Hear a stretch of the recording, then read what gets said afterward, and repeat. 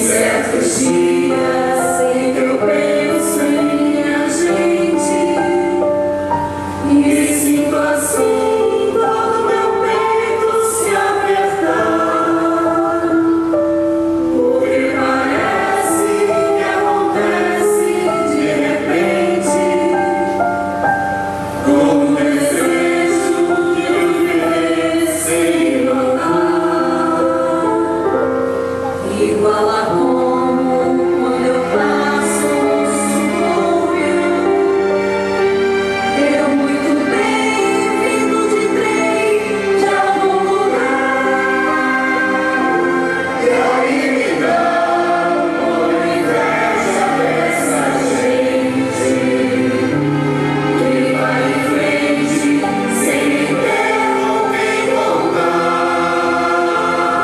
São casas simples com cadeiras na calçada e na fachada escrito em cima que é um lar.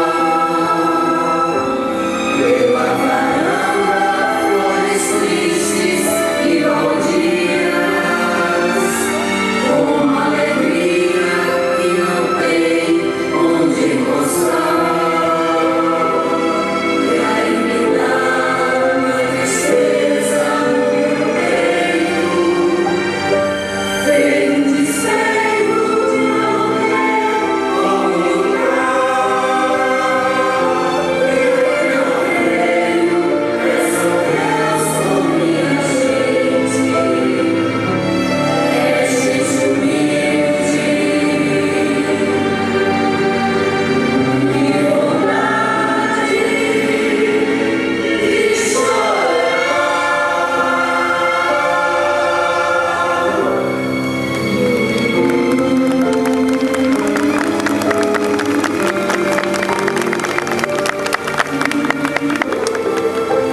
Tem cheiro das flores de janeiro.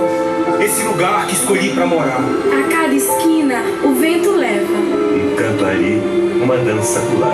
Tem desejos de estrelas cadentes, sonhos que correm Pra lá e pra cá. Tem ruas de areia e casas simples.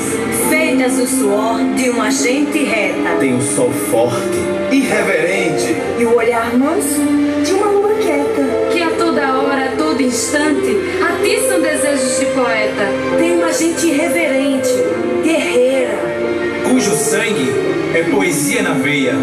Uma arte que no silêncio se agita, e longe do mar sonha com sereia.